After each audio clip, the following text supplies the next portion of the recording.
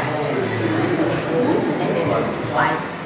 I heard about the summit on the friends that the friend actually posted for me. And then I saw the topic and I was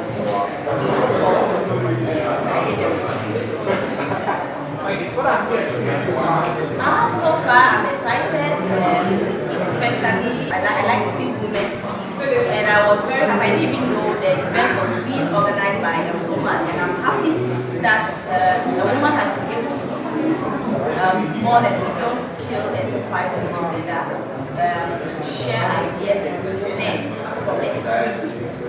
I am impressed about the Ghana Stock Exchange presentation. As a young entrepreneur, I never knew about it, about Ghana Stock Exchange, what they do, and what we entrepreneurs can actually benefit from. And so I'm really impacted by their presentation. And I think from here, I'm going to start reading about them, and I will see if I can also go to them and then see if I can benefit my business and myself and benefit from them.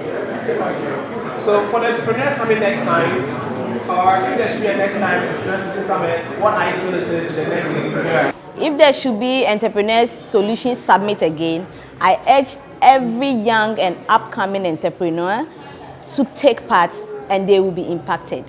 I'm Lieven Daniels. I'm a CEO of Televic Group. We are a Belgian technology company active in communication systems specialized for a number of markets. I won't go too deep into that because it's too complicated. But I was here because we do some business in Ghana together with African Bagg, where we equip schools with ICT equipment to train the people with digital tools and so on and so forth. So I was here as a speaker to share a bit the way we see it from Europe, the way we see it as a company. And I learned a lot about Ghana today. I already knew a lot, but I still learned a lot. And what I learned is there's a lot of dynamics, first of all, that the government really wants to do a business-friendly environment, that there's a lot of entrepreneurs willing to grow and to progress, and everybody's talking about the crisis. Yes, indeed, there is a lot of crisis, and I always say, and I said it in my speech, we live in VUCA times, which is volatile, uncertain, complex, and ambiguous. So it's really difficult for entrepreneurs to predict what's going to be next, because there's going to be next crisis. But on the other hand, with all the transitions that we need to do, there's a lot of business opportunities and potential. And that's where entrepreneurs come in, because entrepreneurs, they smell opportunities and they make money out of it. And that's the great thing, because Ghana is very well placed. And I think that was also said in one of the speeches. Ghana is very well placed. You have fantastic climate, you have a lot of young people, you invest a lot of education, you're open to business. So I think that will bring a lot of opportunities to the Ghanese, but also to foreign entrepreneurs that are willing to invest in this country and in this region and in this continent. And that's what I learned today. I always like to travel, and I travel a lot across the world. 2 weeks ago I was in the US, then a couple of weeks before I was across in Europe, and then in 2 weeks I'm in Asia, and so on and so forth. So I can compare a bit the world, and coming here gives always a boost of energy, because again, all these young people, the dynamics, people want to progress. Yeah, that's not always the case in Europe anymore, and that's what I like here, and so it gives a boost of energy. So why should an entrepreneur attend the next summit? Because one, it is very interesting speaker that bring some very good insights, both on government perspective as on business perspective. And then secondly, to network, to learn from each other, because ecosystems, talking to each other, learning from each other as entrepreneurs, as business people is extremely important. So that's why you should attend the next session. My name is James McKeon, Arthur, a director and a digital artist at Keon Animations Limited. This summit has been a great one, and I would say a blessing to me, because I met one of great people I had always wanted to meet. And I've learned a lot. I've got a lot of insights with regards to funding, where to get money to push your business, the next stage to go in your current state. And I think it's a great one. Should there be another summit, I won't hesitate to attend.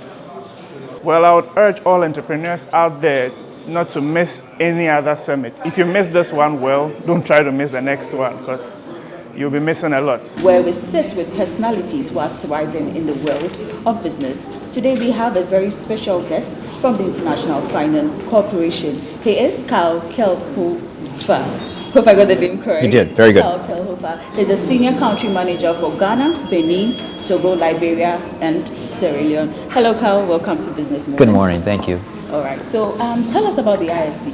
What is it about? Sure. The IFC, or International Finance Corporation, is one of the 4 primary institutions of the World Bank Group. This includes the World Bank itself, which was developed in 1944, 1945 to support governments around the world.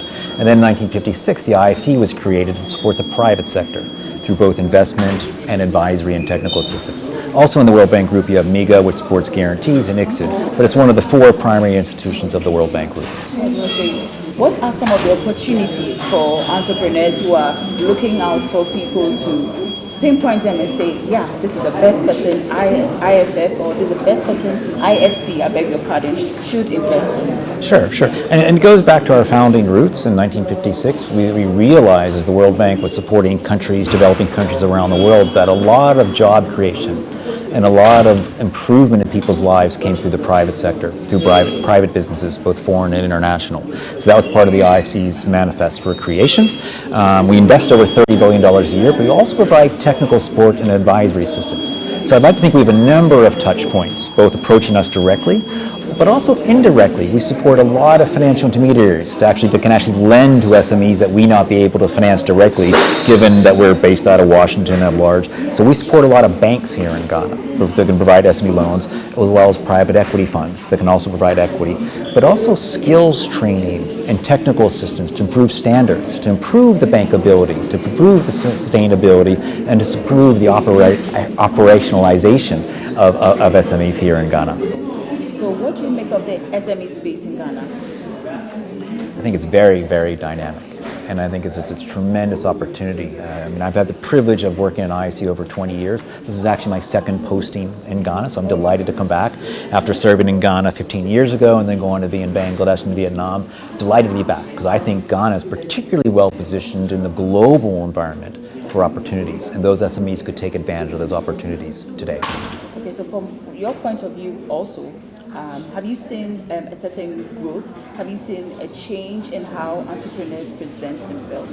Absolutely. For their businesses? Absolutely. The world is becoming a smaller and smaller place thanks to innovation, technology, digitalization. So it's much easier today for an entrepreneur in Ghana to hold up their hand and do business in China, or do business with Vietnam, or do business with Europe. Okay, this was unprecedented 20, 30, 40 years ago, but it happens today.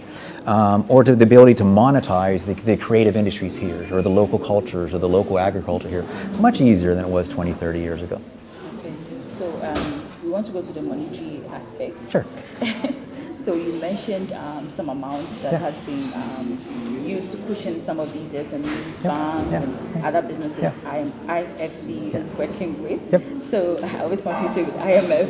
IFC is working with. So what can you give us a range, the amount per SME? Is it possible? Every company is different. And it depends on the definition of SME, but some might need small loans from a bank or from a microfinance. Some might need large support from a bank or from IFC directly. It varies by the industry.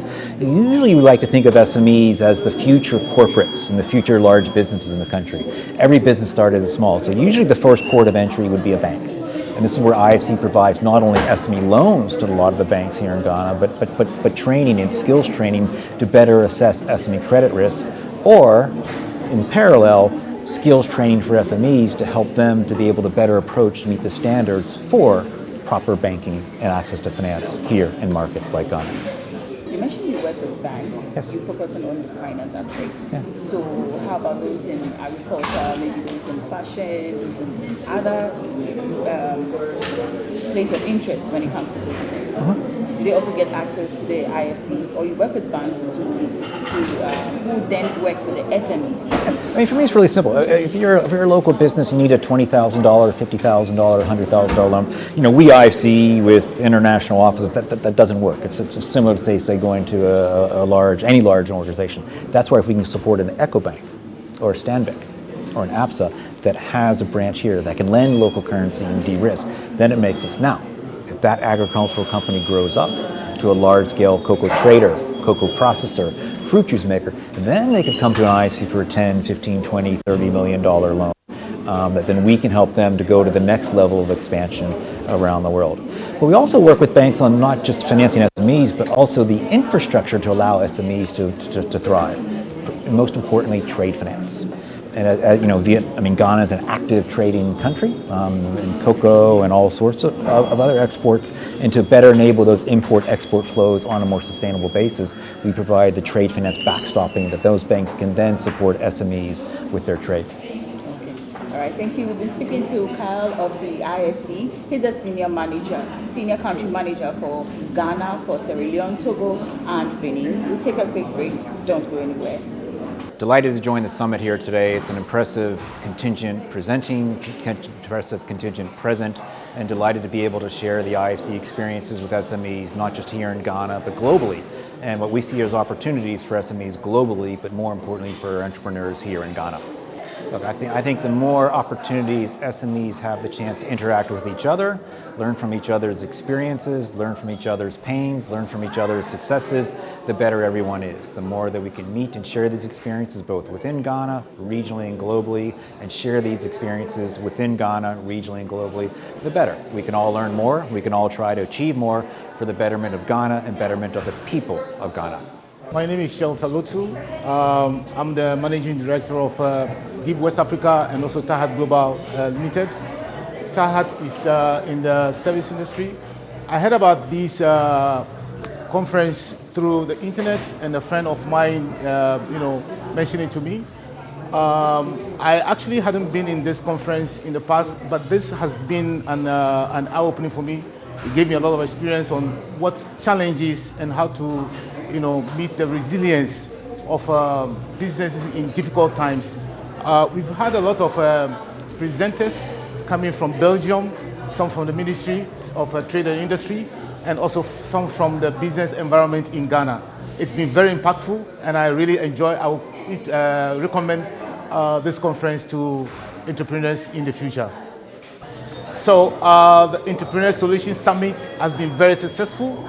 I would encourage those in the oil and gas industry, those in the trade industry, those in the construction industry to be part of the next Entrepreneurship Solutions Summit, to take advantage of the vast knowledge of experience, vast knowledge which is churned out, and the experiences of very successful businessmen from across the world. This has been an eye-opening for me. Should there be another summit, I won't hesitate to attend. If there should be Entrepreneurship Solutions Summit again, I urge every young and upcoming entrepreneur to take part, and they will be impacted.